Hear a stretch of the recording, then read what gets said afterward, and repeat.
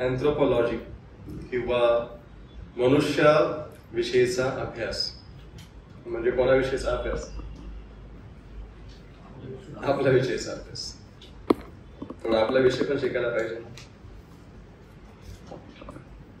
पहिल्या याच्यामध्ये आपण दूतांविषयी पाहिलं. देवदूत,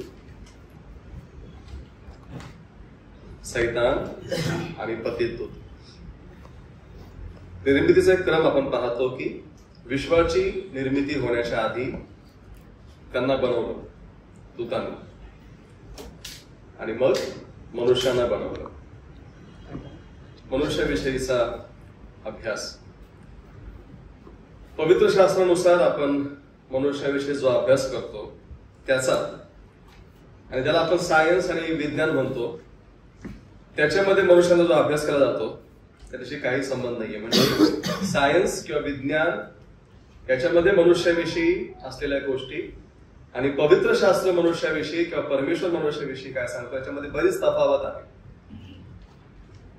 देवाकडून नैतिक अस्तित्वाची जी दुसरी श्रेणी, म्हणजे आपण पहिलं पाहिलं दूतांना निर्माण केलं, दुसरी श्रेणी म्हणजे दुसऱ्या स्तरावरती मनुष्यांना निर्माण केलं, त्यांना आपण मानवी वंश म्हणून ओळखतो. येथे आपण मनुष्याचा विचार करणार आहोत. पवित्र शास्त्र देवाच्या योजनेत मनुष्याबद्दल काय आहे याबद्दल काय शिकवत आपण पाहणार आहोत. जगाचा दृष्टिकोन वेगळा आहे, परमेश्वर आणि पवित्र शास्त्राचा दृष्टिकोन वेगळा आहे. एक महत्वाचा देखील हा देखील एक महत्वाचा अभ्यास आहे. मनुष्याचा उगम. कुठून आहे बरं उगम? सुरुवात कुठून आहे मनुष्याची? मातीपासून. ठीक आहे. इथं आपल्याला सर्वांना ठाऊक असलेली गोष्ट आहे की उत्पत्ती पहिला अध्याय वचन 27, दुसरा अध्याय वचन 7 यामध्ये आपण पाहतो की मनुष्याला कशा प्रकारे परमेश्वराने निर्माण केलं. देवाने जमिनीतून किंवा जमिनीवरून मातीतून मनुष्याला निर्माण केलं, एक शरीर तयार केलं, त्याच्यामध्ये त्याने जीवनाचा श्वास फुंकला. मानवी शरीर प्राणवायू, हायड्रोजन, कार्बन, नत्र किंवा नायट्रोजन अशा घटकांचा मिळून बनलेला आहे. आपलं वचन ठाऊक आहे की देवाने मनुष्यामध्ये जीवनाचा श्वास फुंकला, तो जीवधारी प्राणी झाला. पंडित रामाबाई असं म्हणतात की तो जिवंत प्राणी झाला. तो आधी पुतळा होता, त्याच्यामध्ये परमेश्वराने जीवनाचा श्वास फुंकला. परमेश्वराने पशूंना पण बनवलं आणि मनुष्याला पण बनवलं. फरक काय बरं पण पशुमध्ये मनुष्यामध्ये?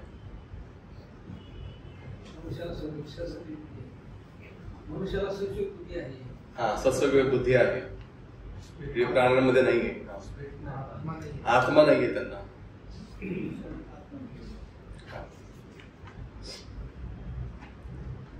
पण एक महत्वाची गोष्ट जो फरक आहे तो म्हणजे देवाने मनुष्याला त्याचे प्रतिरूप असं बनवलेले. अर्थात फरक आहे पशु आणि मनुष्यामध्ये, परंतु मनुष्य देवाच्या प्रतिरूपाचा आहे. देवाच्या ठायी असलेले काही गुणधर्म, काही स्वभाव मनुष्यामध्ये पण आहे जे पशुमध्ये नाहीत. आणि म्हणून देवाचं आणि मनुष्याचं असलेलं नातं याच्यामधून दिसून येतं. परमेश्वर देवाने आदमाला आपल्या प्रतिरूपाचा बनवला, आपल्याशी सदृश्य आपल्या प्रतिरूपाचा. आणि अनेक देवाचे स्वभाव, देवाचे गुणधर्म मनुष्यामध्ये आपणास आढळतात. आपणास हे देखील समजतं की देव आत्मा आहे आणि देवाने मनुष्याला त्याच्या प्रतिरूपात शरीर, जीव आणि आत्मा असं निर्माण केलेलं आहे. परमेश्वर आत्मा आहे, परंतु परमेश्वराने मनुष्याला बनवताना त्याला शरीर दिलेलं आहे, आत्मा दिलेला आहे. पहिला पुरुष किंवा पहिली निर्मिती आदम आहे. देवाची विशेष अशी निर्मिती देवाने हाताने बनवलेलं आहे. आणि देवाने त्याला जीवधारी प्राणी केलं, देवाने त्याला जिवंत केलं. बऱ्याच जणांमध्ये मतभिन्नता आहे त्या सत्यामध्ये की मनुष्याला कसं निर्माण केलं किंवा तो कसा तयार झाला. अनेक वेगवेगळ्या विचारधारा आहेत. आणि याच्यामध्ये एक ready to give an answer एक पुस्तक आहे आमोस, त्याच्यामध्ये याच्याविषयी बरेच डिटेलमध्ये दिलेलं आहे. त्याचा अभ्यास देखील आपण करू शकतो. काही विश्वासणाऱ्यांमध्ये देखील मतभिन्नता आहे. आदामाचं बनवणं, हवेचं बनवणं, मनुष्याची निर्मिती. परंतु आपण पवित्र शास्त्र स्पष्ट शिकवतं, सांगतं की परमेश्वराने मनुष्याला बनवलं, मातीचा घडला, त्याच्यामध्ये परमेश्वराने जीवनाचा श्वास फुकला, तो जीवधारी प्राणी झाला. म्हणून मनुष्याचा उगम आपण पाहतो तो परमेश्वरापासून आहे. परमेश्वराने मनुष्याला बनवलेला आहे. मनुष्याचा उगम हा मातीपासून आहे. पुढे जाऊया. मनुष्याचा स्वभाव, उगम पाहिला आपण, स्वभाव पाहिला. आपण स्वभाव म्हणतो, बऱ्याचशा गोष्टी आपल्या पुढे येतात, परंतु बघा मनुष्यामध्ये दोन भाग आहेत. एक भौतिक आहे आणि एक भौतिक नसलेला भाग पण आहे, किंवा दैहिक नसलेला भाग आहे. तो कुठला आहे बरं? एक भौतिक भाग आहे मनुष्यामध्ये, शारीरिक भाग, जो दृश्य आहे. पण भौतिक नाही असं पण काही भाग आहे मनुष्यामध्ये. तो कुठला आहे? दैहिक म्हणजे शारीरिक, आत्मिक आहे किंवा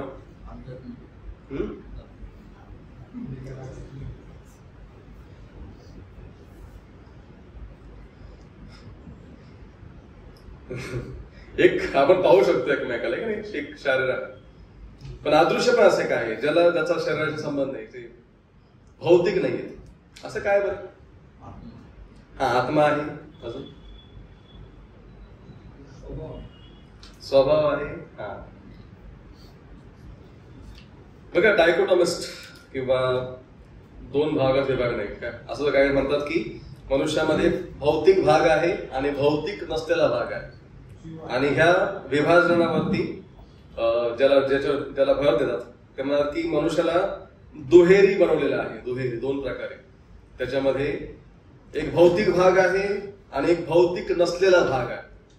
आणि त्या विचारसरणीला डायकोटॉमिस्ट असं म्हणतात. डायकोटॉमीचा अर्थ होतो दोन भागात विभागणे.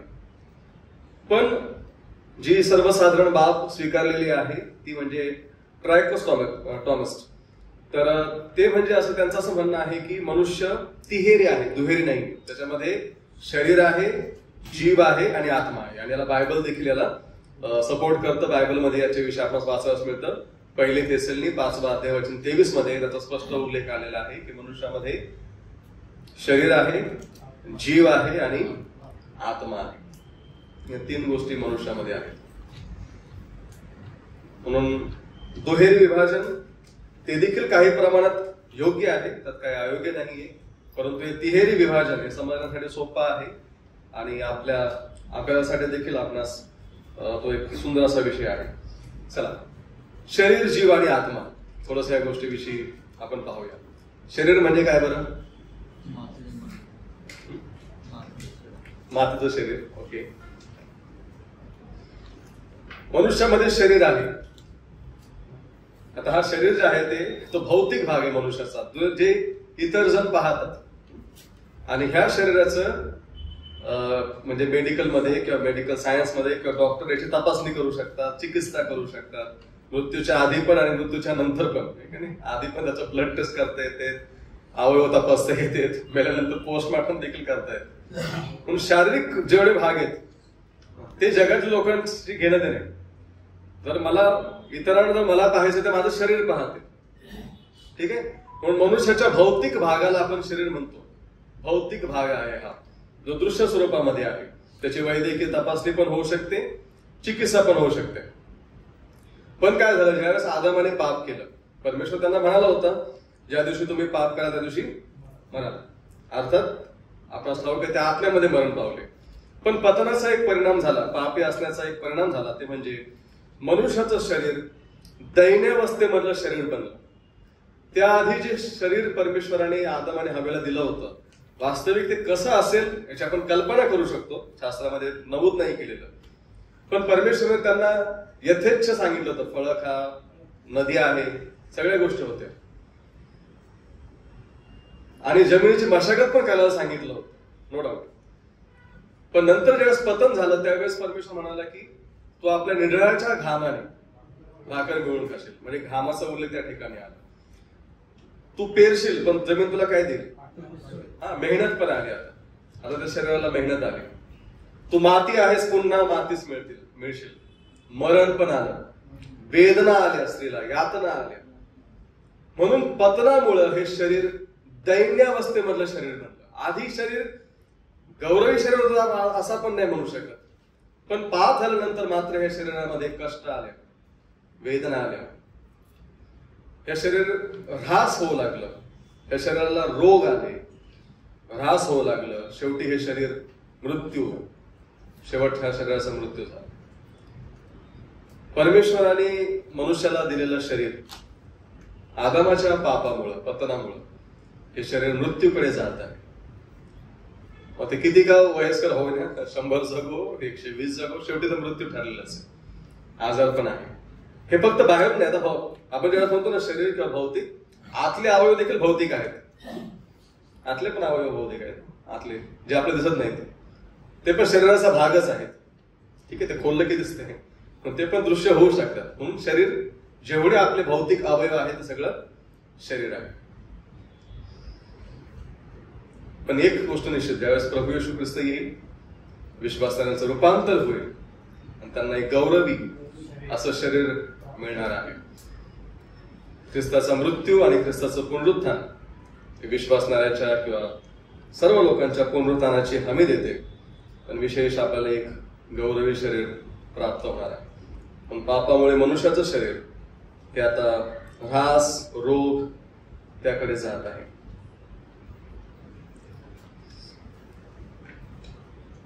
त्याचा दुसरा भाग, जीव. जीव जो आहे तो स्वतःची जाणीव असलेल्या वैयक्तिक जीवनाला कारणीभूत असलेला भाग आहे. कोणाला सांगता येईल का जीव कशाला म्हणतात? जीव काय? ह्या शब्दाप्रमाणे काय सांगू शकता? जीव म्हणजे काय? जीव दिसतो का? जीव हिन तुझा.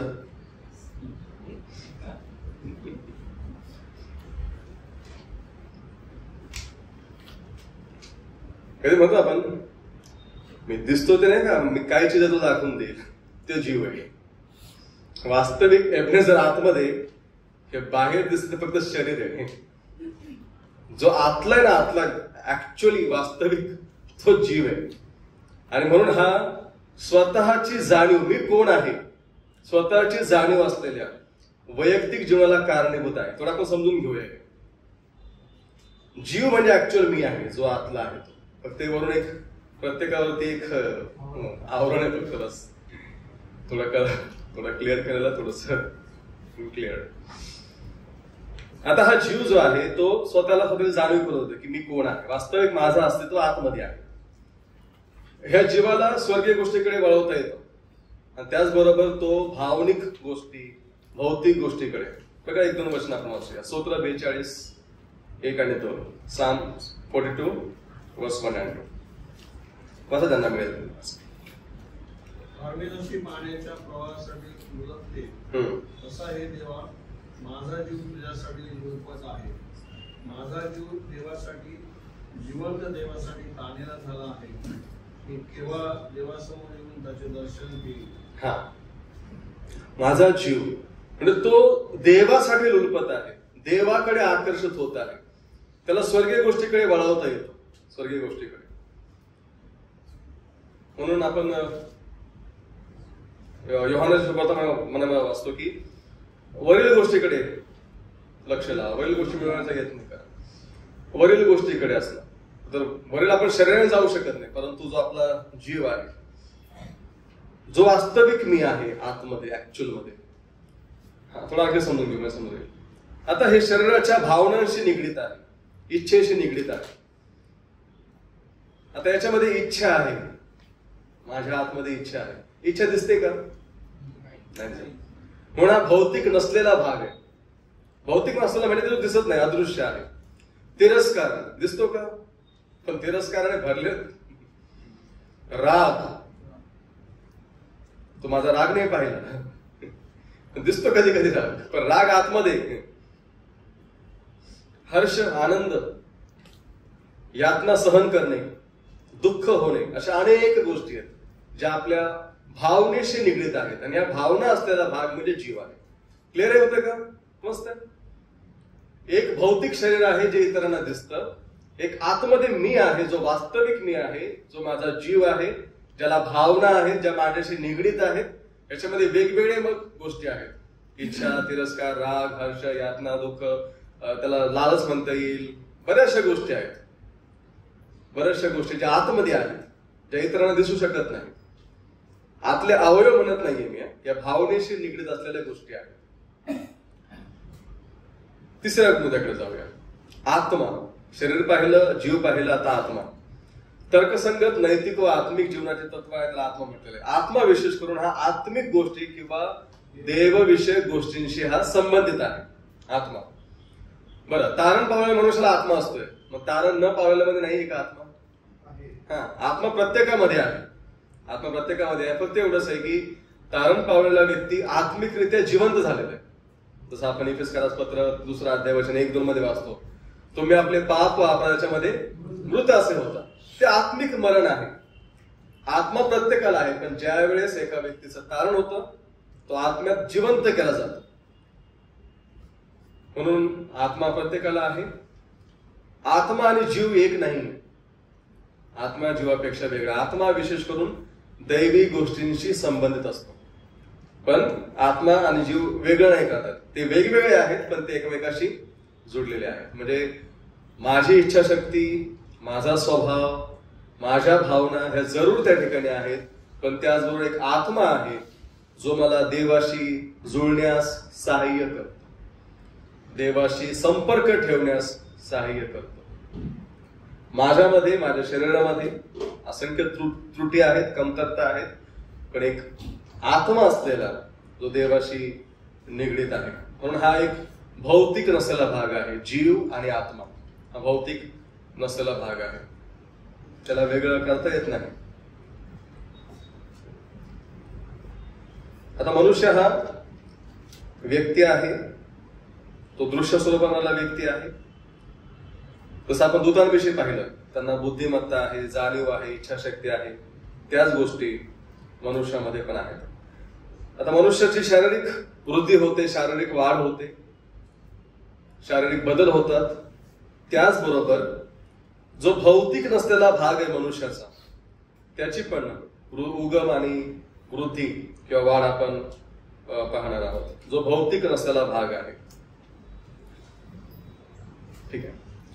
विज्ञानाने गर्भधारणा व जन्म यांचा काळजीपूर्वक अभ्यास केलेला आहे, परंतु असे असले तरीही विज्ञान आपणास मनुष्याच्या भौतिक नसलेल्या भागाबद्दल काही सांगू शकत नाही. विज्ञान नाही सांगू शकत की याला राग आला की याला ते आला. ते गोष्टी आतमधल्या भौतिक गोष्टीविषयी सांगू शकतात, मनुष्य जन्माविषयी सांगू शकतात, पण वास्तविक आतमध्ये काय चाललंय ते विज्ञानाला नाही समजत. ठीक आहे. ते काय सांगतात की मनुष्यामध्ये एक मेंदू आहे, तो मेंदू कार्य करतो. त्यांना जास्त काही समजत नाही. माहितीये, विज्ञानाला देखील माहितीये, शास्त्राला देखील माहितीये की जीव आतमध्ये आहेत, भावना वगैरे आहेत, पण त्यांना त्यांच्या व्याख्येमध्ये विश्लेषण नाही करता येत हे कसं काय आहे म्हणून. भौतिक गोष्टीविषयी सांगतात, ते शरीराविषयी सांगतील, अवयवांविषयी सांगतील, अगदी केसापासून नखापर्यंत सगळं सांगतील, पण ज्या वास्तविक भावना आहेत, जो मनुष्याचा भौतिक नसलेला भाग आहे, जीव आणि आत्मा, त्याच्याविषयी त्यांना जास्त काही सांगता येत नाही. त्यांच्याकडे ते अपुरा असं ज्ञान आहे. आता एक ट्रायड्युशिनिझम यांची जी मतप्रणाली आहे, त्यांच्या मतप्रणालीप्रमाणे ते असं म्हणतात की देवाने मनुष्याचे भौतिक आणि आत्मिक असे भाग आदाम व हवा यांच्यामध्ये कायमस्वरूपी बनवलेले आहेत, आणि हा संपूर्ण स्वरूप किंवा प्रकृती अथवा व्यक्तिमत्व एका पिढीकडून दुसऱ्या पिढीला दिलेले आहे. आता हे ट्रायड्युशिनिझम ही जी एक मतप्रणाली आहे, ते असं म्हणतात त्यांच्या मतप्रणालीप्रमाणे की ज्यावेळेस परमेश्वराने आदाम आणि हव्याला बनवलं, त्यांच्यामध्ये परमेश्वराने भौतिक आणि भौतिक नसलेले आत्मिक अशा भागासहित निर्माण केलं. हे गोष्ट आपण समजून घेतली पाहिजे. कारण जसं बघा, देवदूतांना एकसाथ परमेश्वर निर्माण केलं. देवदूत पुनरुत्पादन करत नाही, ते पुन्हा पुन्हा होत नाही, पण मनुष्यामध्ये ते आहे क्षमता. मनुष्य पुनरुत्पादन करतात, त्यांच्यापासून इतर मनुष्य तयार होतात, जन्म देतात. आता परमेश्वराने आदाम आणि हव्याला असं बनवलं की त्यांच्यामध्ये हे सगळ्या गोष्टी परमेश्वराने देऊन टाकल्या आधीच, आणि म्हणून त्यांच्यापासून ह्या गोष्टी इतर पिढीला प्राप्त होतात, पुढच्या पिढीला. काईन हबेलाला मिळाल्या, नंतर शेताला मिळाल्या आणि पुढच्या याच्यामध्ये त्या आपल्यापर्यंत आल्या. म्हणजे त्यांना असं सांगायचं आहे की समजा परमेश्वराने एका मनुष्याला एक वेगळा बनवला असता.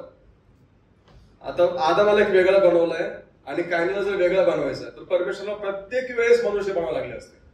हा, याला अशा स्वभावासहित बनवलंय, हा प्रेमळ आहे पण हा रागीट आहे, याला रागासहित बनवलं, प्रेमासहित बनवलं, आता पुढच्याला मला त्याच्यामध्ये कळवाळं टाकायचंय म्हणून त्याला तिसरा निर्माण करावा. परमेश्वराने असं नाही केलं. जर तसं केलं असतं तर परमेश्वराला नेहमी बनवत राहावं लागेल. आणि म्हणून मनुष्याचा स्वभाव, मनुष्याच्या सगळ्या भावना ह्या एकाकडून दुसऱ्याकडे पास ऑन केले जातात. म्हणजे आई वडिलांकडूनच मुलांना प्राप्त होतात. बघा, आपण आदमात आहोत, हा जी मतप्रणाली आहे ट्रायड्युशनिझम, तेव्हा समजतं की आपण आदमात आहोत आणि स्वभावाने भ्रष्ट झालेलो आहोत. कसं रोम 5:12 मध्ये म्हटले की एकच मनुष्याद्वारे पाप जगात शिरले, पापाद्वारे मरण जगात शिरले आणि हे मरण सर्वांमध्ये पसरले कारण सर्वांनी पाप केले. ठीक आहे, आता सर्वांनी पाप केले हा जो शब्द आहे आणखी थोडं स्पष्ट, याचा अर्थ असा आहे व्यक्ती हा पूर्वजांच्या पोटामध्ये होता. त्याचं सुंदर उदाहरण देताना इब्री लोकासपत्रामध्ये आपण वाचतो. या मल्कीसदेक हा परात्पर देवाचा याजक, हा ज्यावेळेस अब्राहमाच्या पुढे आला तेव्हा अब्राहमाने त्याला अवघ्याचा दशांश दिला. नियमशास्त्राप्रमाणे, व्यवस्थेप्रमाणे आदामाचे 12 पुत्र, त्याच्यामधून लेवी आणि लेवी गोत्राला याजकपद प्राप्त झालं आणि दशांश याजकांना दिला जात होता नियमशास्त्राप्रमाणे. जे नंतर आलं, अब्राहमाने पूर्वीच दशांश दिला पण नंतर एक नियम बनला की दशांश लेवी लोकांना दिला जाईल, याजकांना मिळेल. इब्री लोकासपत्राचा लेखक असं सांगतो की लेवीने स्वतः मल्कीसदेकाला दशांश दिला. त्यावेळेस लेवी अस्तित्वामध्ये नव्हता, लेवीचा जन्म पण झाला नव्हता. अब्राहमानंतर इसाहाक, इसाहाकानंतर याकोब, मग 12 पुत्र. त्यानंतर मोशेच्या काळात नियमशास्त्र आणि मग सगळे नियम. पण हा लेखक असं म्हणतो की लेवीने देखील दशांश दिला. कसा दिला? कारण ज्यावेळेस अब्राहमाने दशांश दिला त्यावेळेस लेवी अब्राहमामध्ये आहे. कसा आहे? तो पुढे आल्यानंतर ना. म्हणून ज्यावेळेस परमेश्वराने आदम आणि हव्याला बनवलं त्यावेळेस आदामामध्ये आपण सर्वजण होतो. ठीक आहे, अब्राहमाचा पुत्र इसाहाक, म्हणजे अब्राहमामध्ये इसाहाक आहे बीज रूपाने. इसाहाकापासून याकोब, 12 पुत्र, हे सगळे अब्राहमामध्ये होते. अब्राहमामध्ये त्यानेच अब्राहमच त्यांना जन्माला घातलं ना, म्हणून ते ऑलरेडी अब्राहमामध्ये होते. तसंच आपण देखील आदमात होतो. कळतंय? स्पष्ट होते. म्हणून आदमामध्ये जेवढे काही दुर्गुण आले, जे काही सगळ्या गोष्टी आल्या, सगळ्या आपल्यापर्यंत आल्या.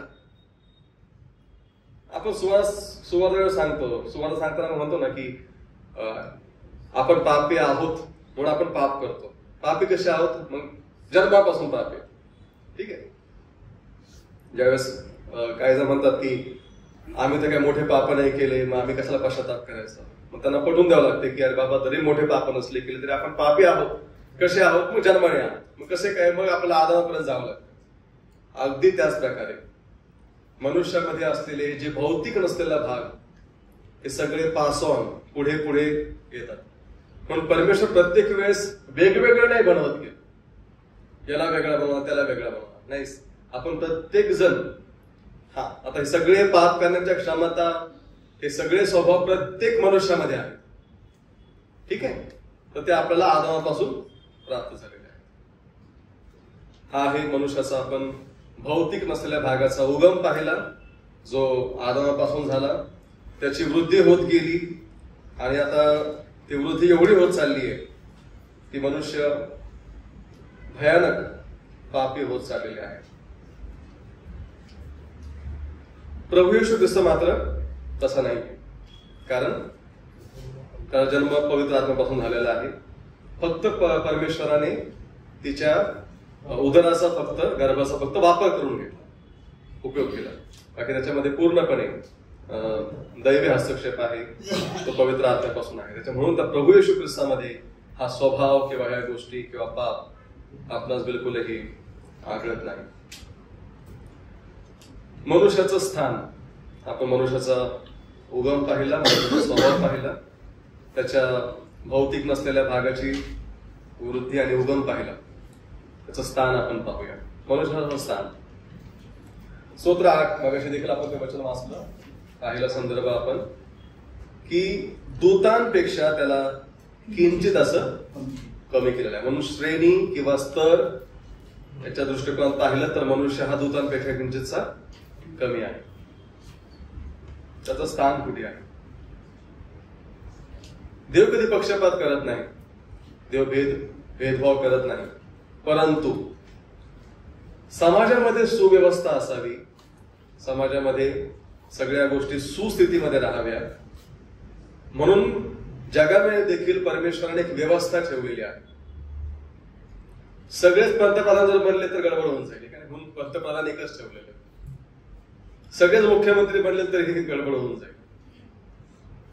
म्हणून एक समाज व्यवस्था परमेश्वराने ठेवली, त्याच्यामध्ये अधिकारी ठेवले, त्याच्यामध्ये राजे ठेवले, त्याच्यामध्ये प्रधान ठेवले, त्याच्यामध्ये न्याय व्यवस्था ठेवली, नियम ठेवले.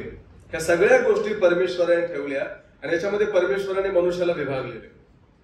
परमेश्वर पक्षपात करत नाही, परंतु सुव्यवस्था राखण्यासाठी काही ठिकाणी श्रेणीमध्ये, दर्जामध्ये फरक झालेला आपण पाहतो. अर्थात परमेश्वराने मनुष्याला निर्माण केलं, त्याच्या दृष्टिकोनात सर्व एक आहेत, परंतु एक डिसिप्लिन राखली जावे. तोच क्रम आपणास मंडळीमध्ये पण आढळतो. सगळेच वडील झाले तरी प्रॉब्लेम आहे, आणि सगळे एकही वडील नसेल तरी प्रॉब्लेम आहे. एक व्यवस्था परमेश्वराने ठेवली, प्रत्येक ठिकाणी आहे. मंडळीमध्ये पण आहे, समाजामध्ये पण आहे, न्याय व्यवस्थेमध्ये पण आहे. आपल्या अधिकाऱ्यांच्या अधीन राहायला सांगितलंय प्रभूने. आपण स्वतंत्र आहोत, आपलं तारण झालेलं, आपण मनुष्याचे गुलाम नाहीत, परंतु आपण नियमांच्या मात्र अधीन आहोत. म्हणून नियम हे पाळलेच पाहिजेत, नाहीतर सग मेरे बाप काय कसे वागू शकत नाही आपण. मध्यंतरी केरळला जायचा पुण्याचा अनुभव आला मागच्या 15 दिवसापूर्वी, आणि अजय मॅथ्यूवर ड्राईव्ह करत होते. माझ्याकडे आवळ्याची कुडी होती, आवळे जेवल्यानंतर खायचंय, आणि ते बोलता बोलता म्हटले की इथं कचरा जरी टाकला तर कॅमेऱ्यात पकडलं जाते म्हणे. आता मी वरचं खोललं होतं, एवढंच फक्त खोललं होतं बरं का कुडीचं. ते बोलल्यानंतर विचार करत होते काय करू, फेकू का नको फेकू बाहेर. नंतर घराला पाहिलं तर शर्ट मध्ये खिशामध्ये अजून होतं. नियम असले तर भीती पण असते, पाहिजे ती नियम पाहिजेत. जर नियम नाही ना, स्वैराचार होईल पूर्णपणे स्वैराचार. म्हणून परमेश्वराने नियमशास्त्र दिले इस्रायल लोकांसाठी, आणि आपल्यावर देखील परमेश्वराने नियम ठेवले. नाही तर मी त्या पार्टीचा म्हणून मी टोल देणार नाही, तसं नाही होऊ शकत. इथंच हा थुंकू पण नाही शकत, लघुशंकेसाठी पण नाही उभं राहू शकत, विदाऊट तिकीट आपण प्रवास नाही करू शकत, टॅक्स जरूर भरला पाहिजे, पाणीपट्टी बाकी सगळ्या गोष्टी केल्या पाहिजेत, कारण आपण नियम पाळणारे लोक असले पाहिजेत. आणि म्हणून परमेश्वराने सुव्यवस्था ठेवली, आपल्यावरती अधिकारी ठेवले. त्याचं कशाला ऐकायचं, तो कोण आहे, तसं नाही होऊ शकत. जे आपल्यावरती अधिकारी ठेवले ते प्रभूने दिलेलं एक स्थान आहे मनुष्यांना, त्या स्थानामध्ये राहणं गरजेचं आहे. आपण स्वतंत्र भारताचे जरूर नागरिक आहोत, परंतु भारताची राज्यघटना म्हणा, संविधान म्हणा, त्याच्या अधीनतेमध्ये आपण आहोत, नियमांच्या अधीन असलेले आपण लोक आहोत. आणि म्हणून त्या प्रकारे अधीनतेमध्ये राहण्यासाठी परमेश्वराने काही ठिकाणी श्रेणी आणि दर्जामध्ये फरक ठेवलेला आहे. आपले तसं काही प्रकार नाहीये, आपण बिंदास पिशव्याच्या पिशव्या बाहेर फेकून जातात बिंदास, कारण आपल्याला नियमाची भीती नाहीये. काय पकडले गेलं तर पाहू पुढे, ही पण गोष्ट. पण आणखी गोष्ट त्या ठिकाणी आढळली की ते लोक नियमांना घाबरतात, कारण खूप त्यांचे चार्जेस मोठे, मोठा दंड आकारला जातो जर नियम मोडला तर. आपल्याला ते इतर तेवढी भीती नाही, परंतु प्रभूची इच्छा आहे की आपण नियमांच्या जरूर अधीन असावं. त्याहीपेक्षा आणखी स्ट्रिक्ट बाहेर ठिकाणी आहे. एक व्यवस्था ठेवण्यासाठी परमेश्वराने ख्रिस्त हा मस्तक म्हणून ठेवलेला आहे पुरुषाचं, आणि व्यवस्थेसाठी स्त्रीचं मस्तक पुरुष ठेवलंय, जेणेकरून स्त्रीने पुरुषाच्या अधीनतेमध्ये राहावं. ठीक आहे, अधीनतेत राहणं ही कमजोरी नाहीये, ही एक व्यवस्था आहे जी परमेश्वराने ठेवलेली आहे. स्त्री आणि पुरुष भेद नाही केला परमेश्वराने, पण व्यवस्थेसाठी, शिस्तीसाठी हा फरक मात्र परमेश्वराने ठेवला. प्रत्येक पत्नी पतीच्या अधीन, जशी ती प्रभूच्या अधीन असते, तिने आपल्या पतीच्या अधीन राहावं. आणि प्रत्येक पुरुषाचं मस्तक ख्रिस्त आहे, ख्रिस्ताच्या अधीनतेमध्ये राहावं. याचा अर्थ स्त्रीचा दर्जा कमी आहे, ती कमकुवत आहे असं नाहीये, परंतु प्रभूला माहित आहे की ही व्यवस्था ठेवणं गरजेचं आहे. आणि म्हणून पाऊल देखील म्हणतो की जशी पवित्र मंडळात रीत आहे त्याप्रमाणे स्त्रियांनी मंडळीत बोलू नये. सुंदर शब्द आहे, पवित्र मंडळात तशी रीत आहे. त्या ठिकाणी एक्सप्लेन केल्यानंतर आणखी काही गोष्टी एक्सप्लेन केल्या. प्रथम स्त्री बोलवली गेली, पुरुष बोलवला गेला नाही, ते आपण पुढे पाहणार. पण ती व्यवस्था परमेश्वराने ठेवली स्थानामध्ये, दर्जामध्ये, दूतांपेक्षा थोडा कमी. पण त्याचबरोबर ख्रिस्त मस्तक असलेला पुरुष आणि स्त्रीने पतीच्या अधीनतेमध्ये राहावं. अनमॅरिड असेल तर आपल्या वडिलांच्या अधीनतेमध्ये, मॅरिड असेल तर पतीच्या अधीनतेमध्ये. प्रभू येशू ख्रिस्त संपूर्ण निर्मितीचं मस्तक आहे. त्याला आदी कारण असं म्हटलंय. तो आदी आहे, बिगिनिंग आहे संपूर्ण सृष्टी. आणि आपण सर्वजण त्याच्या अधीनतेमध्ये आहोत. तिथे गडबड होता कामा नये. त्या स्थानामध्ये मनुष्याचं स्थान परमेश्वराने ठेवलं. अर्थात गौरव केलं परमेश्वराने मनुष्याचं, पाचारण केलं, गौरव केलं, नियुक्त केलं, त्याचं मुलं होण्याचा अधिकार दिला. पण एक स्थान मात्र निश्चित ठेवलेलं आहे. एक दिवस येणार आहे ज्यावेळेस पुत्र सगळं काही पित्याच्या हाती सोपून देणार आहे. आणि त्या ठिकाणी हा मनुष्य सदा सर्व काळासाठी परमेश्वराबरोबर राहणार आहे. पण मनुष्याचं स्थान आपण पाहिलं की दूतांपेक्षा कमी आहे, अधिकाऱ्यांपेक्षा एक अधीनतेमध्ये राहणं आहे. व्यवस्थेकरता परमेश्वराने ठेवलेलं आहे. आणि हीच अधीनता, ही व्यवस्था आपण मंडळीमध्ये देखील पाहतो. हे परमेश्वराने ठेवलेलं आहे. पुढच्या भागाकडे जाऊया. मनुष्याची स्वतंत्र इच्छा. देवाने मनुष्याला काही निश्चित अशा मर्यादांमध्ये स्वतंत्र इच्छा दिली. देवाने मनुष्याला त्याच्या स्वतःच्या प्रतिसादात निर्माण केले. प्रत्येक मनुष्य हा व्यक्ती त्याला स्वतःच्या अस्तित्वाची व योग्य निवड करणाऱ्या जबाबदारीची जाणीव आहे. अर्थातच ह्या भौतिक जगात मनुष्याला काही मर्यादा आहे. जरूर परमेश्वराने स्वतंत्र इच्छा दिली, परंतु परमेश्वराने मर्यादा पण ठेवलेली आहे. आपण लोकशाही असलेल्या देशामध्ये राहत आहोत. देशाचे कायदे पाळणं, इतरांच्या स्वातंत्र्याचं मान राखणं हे देव अपेक्षा करतो. आपण स्वतंत्र आहोत, स्वतंत्र इच्छा आहे, पण आपण अधीनतेमध्ये राहणं, कायदे पाळणं, इतरांचा मान राखणं ही देखील अपेक्षा परमेश्वर करतो. एदेन बागेमध्ये फक्त एक बंधन दिलं होतं मनुष्याला आणि बाकी पूर्ण मोकळीक होती. पण परमेश्वराने त्याला स्वतंत्र इच्छा दिली होती, जबरदस्ती नाही केली परमेश्वराने. पण या स्वतंत्र इच्छेमुळे काय झालं माहितीये, त्याने पाप करण्याची निवड केली. तो जबाबदार ठरला, त्याने चुकीची गोष्ट निवडली, त्याच्यामध्ये मग पापीचा स्वभाव आला, पाप करायची वृत्ती त्याच्यामध्ये आली. स्वतंत्र परमेश्वराने इच्छा दिली जरूर, पण बंधनं देखील परमेश्वर देतो. स्वतंत्र इच्छेचा गैरवापर करणं ही परमेश्वराची इच्छा बिलकुल नाहीये. ते केवळ आपण राहत असलेल्या समाजामध्येच नव्हे, परंतु ज्या मंडळीमध्ये प्रभूने आपल्याला ठेवलेलं आहे त्या ठिकाणी देखील काही मर्यादा प्रभूने दिलेल्या आहेत, काही नियम प्रभूने दिलेले आहेत. स्वतंत्र इच्छा असणे याचा अर्थ मी काहीही करू शकतो असं नाही होत, असं नाही होत. म्हणून ह्या परमेश्वराच्या या निर्मितीच्या ह्या कार्यामध्ये तेव्हाची दया देवाने अगदी यंत्र मानव नाही तयार केले. त्याने मनुष्याला स्वतंत्र इच्छा दिली. आता कसा उपयोग करायचा मात्र ते आपल्या हातामध्ये आहे. मनुष्याचे कार्य, मनुष्याच्या निर्मिती मागचं बघा, देवाने त्याच्या प्रीतीपूर्ण स्वभावातून मनुष्याला निर्माण केले. आपण त्याच्यावर प्रीती करावी आणि त्याच्याकडून आपल्यावर प्रीती केली जावी, हा देवाचा मनुष्याला निर्माण करण्यामागील हेतू आहे. देवाचं काय कारण आहे देवाने निर्माण केलं? आपण देवावर प्रीती करावी, देवाने आपल्यावर प्रीती करावी. आणि म्हणून प्रीतीने देवाने आपल्याला निर्माण केलेलं आहे. जास्त अपेक्षा देव आपल्याकडून करत नाही. तो आपल्यावर प्रीती करतो, त्याची इच्छा आहे मनुष्याने देखील त्याच्यावर प्रीती करावी. मनुष्याच्या निर्मिती मागे दुसरे आणखी एक कारण असून हे बघा फार महत्वाचे, ते सैतानाशी संबंधित आहे. देवाच्या योजनेमध्ये बिघाड निर्माण करून करावा या हेतूने सैतानाने मनुष्याला पाप करण्यास प्रवृत्त केले. परंतु दुसऱ्या बाजूने पाहिले असता मनुष्याच्या पापामुळे देवाला त्याची प्रीती दाखवण्याची अधिक संधी मिळाली. जिथे पाप वाढले तिथे कृपा त्यापेक्षा विपुल झाले. ज्यावेळेस सैतानाने पाप केलं, आपण पाहिलं त्याला खाली टाकण्यात आलं, पदभ्रष्ट करण्यात आलं. सैतानाने मनुष्याला भ्रष्ट केलं, भ्रष्ट करण्याचा प्रयत्न केला, पापात पाडलं, मोहात पाडलं. परंतु परमेश्वराला, वास्तविक परमेश्वराने ज्यावेळेस मनुष्याला निर्माण केलं, परमेश्वराला माहितीये की एक दिवस मला सैतानाला पण दाखवून द्यायचे की मनुष्यावर मी किती प्रीती करतो, की माझी प्रीती किती अमर्याद आहे. त्याच प्रीती तो दूतांमधून करत होता, पण त्याचा गैरफायदा किंवा परमेश्वरासारखा व्हायचा विचार लुसिफरने केला. आणि परमेश्वराला संधी मिळाली मनुष्याच्या निर्मितीद्वारे हे दाखवायची की तो किती प्रीतीने भरलेला आहे. म्हणून कितीही मोठा का पापी असेल, तो कसा का पापी असेल, त्याला संधी आहे पश्चाताप करून प्रभू बरोबर समेट करण्याची.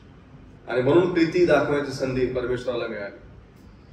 एक लेखक आहे द वेस्टमिन्स्टर शॉर्टर कॅटेकिझम, तो असं म्हणतो की देवाचे गौरव करणे व सर्व काळासाठी त्याच्या गौरवाचा आस्वाद घेणे किंवा आनंद लुटणे हाच मनुष्याच्या अस्तित्वाचा मुख्य हेतू आहे. कशाला म्हणलं परमेश्वराने मनुष्याला? त्याचा गौरव करण्यासाठी. हा उल्लेख आपणास यशाया 43:7 मध्ये देखील आढळतो. देवाने त्याच्या गौरवासाठी प्रत्येकाला निर्माण केलेलं आहे. मनुष्याला का निर्माण केलं, जर हा प्रश्न कधी कुणी विचारला, यशाया 43:7 मध्ये आहे, त्याचा गौरव करण्यासाठी, सर्व काळासाठी त्याच्या सहभागितेमध्ये राहावं, त्याचा आनंद, त्या सहभागितेचा आनंद लुटावा, ही देवाची इच्छा आहे. त्यासाठी परमेश्वराने मनुष्याला निर्माण केलं. आता मनुष्याची एक जबाबदारी पण आहे. त्याचं आपण स्थान पाहिलं, त्याची इच्छा पाहिली, कार्य पाहिलं, पण मनुष्याची विशेष जबाबदारी पण आहे. आपला प्रभू येशू ख्रिस्त ह्याचे गौरव करणे ही देवाची सर्वात महान अशी योजना आहे. या योजनेमुळे एक विशेष स्थान देण्यासाठी मनुष्याला निर्माण करण्यात आले होते. मनुष्य देवाची इच्छा जाणून घेऊन ती पूर्ण करण्यास जबाबदार आहे. त्याने त्याच्या स्वतंत्र इच्छेचा उपयोग देवाच्या गौरवासाठी व देवाच्या पुत्राला सनातन देण्याचा जो हेतू आहे तो पूर्णत्वास नेण्यात सहाय्यभूत होण्यासाठी केला पाहिजे. बघा, देवाचा गौरव करणं किंवा पुत्राचा गौरव करणं ही देवाची महान योजना आहे. आणि ती योजना पूर्ण करण्यासाठी परमेश्वराने मनुष्याला निर्माण केलं. त्याचं गौरव जर आपण थोडं डिटेलमध्ये अभ्यास जर का केला, परमेश्वराचा गौरव करणं म्हणजे काय, बघा तो वचन वाचूया आपण. यशाया 43:7 वाचा. ज्यास माझे नाव ठेवले, ज्यास माझ्या गौरवासाठी उत्पन्न केले, निर्माण केले आणि घडिले, त्यास सर्वांस ठेवले. माझ्या गौरवासाठी उत्पन्न केले म्हणजे नेमकं काय करायला पाहिजे मनुष्याने? बघा, गौरव करणं म्हणजे नेमकं काय? काय वाटतं? ही जबाबदारी मनुष्याची की देवाचा गौरव करावा. गौरव करणं म्हणजे काय?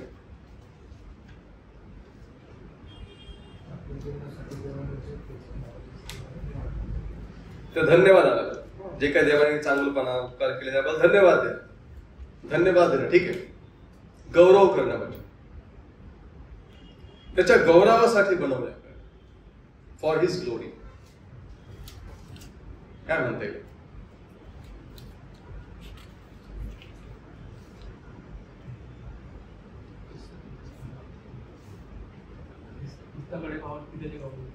ख्रिस्ताकडे पाहून पित्याचा गौरव करणं. मग ते गौरव करणं म्हणजे काय?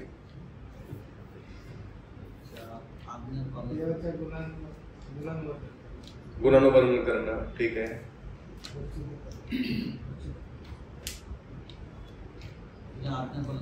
आज्ञा पालन करणं, ओके.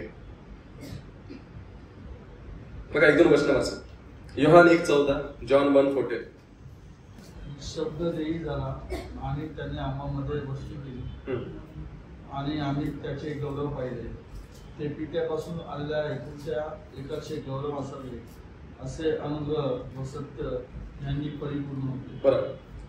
किंवा म्हणतो की आम्ही त्याचे गौरव पाहिले. ठीक आहे, पित्यापासून आलेल्या एकुलते एकाचे गौरव.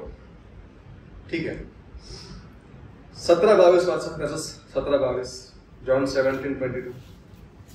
तू जे गौरव मला दिला आहे ते मी त्यांना दिला आहे यासाठी की जसे आपण एक आहोत तसे त्यांनी मी एक व्हावे. बघा, परमेश्वराने पुत्राला गौरव दिला. पुत्राने शिष्यांना किंवा तारणाऱ्या लोकांना त्याने गौरव दिला. आपण हा गौरव शब्द पाहतो. ऍक्च्युअल गौरव करणं म्हणजे हे गौरव काय आहे. इब्री 1:3 वाचा. हिब्रूज 1:3. हा त्याच्या गौरवाचे तेज व त्याच्या तत्वाचे प्रतिरूप असून आपल्या सामर्थ्याच्या शब्दाने विश्वदला आहे आणि पापाची शुद्धी केल्यावर तो ऊर्ध्वर लोकी राजवैभवाच्या उजवीकडे बसला आहे. कोण आहे त्याच्या गौरवाचं तेज किंवा पित्याचं गौरव कोण आहे. परमेश्वराचं गौरव प्रभू Yeshu Khrist. Christ is a glory of God. आणि पित्याची अपेक्षा आहे की मनुष्यांनी गौरव करावा. म्हणजे पिता मनुष्यांमध्ये कोणाला पाहू शकतो ते आहे ते गौरव. सोपं अगदी समजण्यासाठी रोमकरास पत्र 8वा अध्याय 28-29 आपण ऐकलं असतो की त्यांनी आपल्या पुत्राच्या प्रतिमेप्रमाणे बनावे म्हणून त्यांना आगाऊच नेमून ठेवले. That is that glory. ते आहे ते गौरव. माझ्याद्वारे पित्याचं गौरव व्हावं म्हणजे पित्याला माझ्यामध्ये कोण दिसावं. ख्रिस्त दिसावा. ते गौरव प्रभू अपेक्षितो आपल्यापासून. जरूर आज्ञाधारकपणा कोणामध्ये आहे. प्रभू येशू ख्रिस्तामध्ये. नम्रता, प्रीती, क्षमाशीलता, सहनशीलता, ममता, कळवळा, करुणा, पवित्रता, लीनता, ती गोष्टी आपण प्रभू येशू ख्रिस्तामध्ये पाहतो. त्याची इच्छा नाही की आपण प्रभू येशू ख्रिस्त व्हावं. प्रभू येशू ख्रिस्त आपण नाही होऊ शकत. आपण प्रभू येशू ख्रिस्तासारखं व्हावं म्हणजे प्रभू येशू ख्रिस्ताचे स्वाभाविक गुणधर्म आहे. त्याचा स्वभाव, पुत्राचा स्वभाव त्याला आपल्यामध्ये पाहायचा. पुत्राची प्रतिमा, पुत्राच्या प्रतिमेप्रमाणे तो घडवत आहे आपल्याला. कशी बरं पुत्राची प्रतिमा. पुत्राची प्रतिमा नाही की त्याला दाढी होती, त्याचे गोल्डन केस होते, गोरा चिट्टा होता. ती पुत्राची प्रतिमा नाही. ते जगाने निर्माण केलेली एक प्रतिमा आहे प्रभू येशू ख्रिस्ताची. आणि ते एका मूर्तीपूजक व्यक्तीने काढलेलं चित्र आहे प्रभू येशू ख्रिस्ताचं. असा प्रभू येशू ख्रिस्त नव्हता. तो एकदम काय दिसायला काय भारी नव्हता प्रभू येशू ख्रिस्त. कशावर कळतं बरं. प्रभू दिसायला सर्वसाधारण होता. सर्वसाधारण होता प्रभू येशू ख्रिस्त. कशावर बरं. गरीब कुटुंबात मला काय गरीब लेकर काय भारी आमच्याकडे लय काय काय टाका सर्वसाधारण राहिला ना. सर्वसाधारण आहे तर नाके डोळे चांगले आहे. ठीक आहे, तो गरीब कुटुंबात राहिला कारण तो असुविधेमध्ये राहिला. ही गोष्ट खरी. असुविधेत राहिला.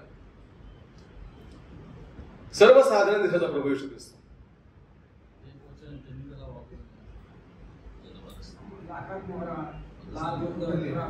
हा, हे गीतरत्न मधला उल्लेख आहे. तो गीतरत्न मधला आहे.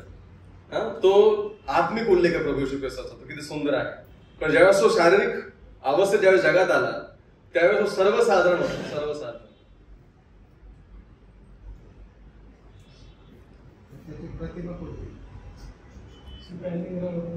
प्रतिमा लोकांनी तशी निर्माण केली की तो गोरा चिट्टा दिसतो म्हणून. पहा हा यशाचं वर्णन करतो. बरोबर, यशा वर्णन करतो. त्याच्यावर मन बसेल असं त्याच्यामध्ये काही नव्हतं. त्याचा पुरावा कुठे माहितीये का. यहुदा काय म्हटलं, शिपायांना काय म्हटलं, ज्याचं मी चुंबन घेईन त्याला धरा तो ख्रिस्त आहे. म्हणजे शिष्यांमध्ये असताना कळत नव्हतं गुरु कोण आहे, शिष्य कोण आहे. शिष्यांमध्ये असताना कळत नव्हतं. प्रभू येशू ख्रिस्त जवळपास 31-32 वर्षाचा होता आणि तो म्हणाला की मी अब्राहमाच्या आधीच आहे. तर लोक काय म्हटले माहिती, तू अजून 50 वर्षाचा पण नाहीस. त्यावेळेस साधारण तो 30-32 वर्षाचा असेल. हा, 32 वर्षाचा. त्यावेळेस ते म्हटले की तू अजून 50 वर्षाचा पण नाहीस. म्हणजे प्रभू येशू ख्रिस्त सेवा करून असं झाला होता की जवळपास तो 50 वर्षासारख्या व्यक्तीसारखं दिसत होतं. रात्रभर जागून प्रार्थना आणि दिवसभर चालून सेवा. कसा असेल?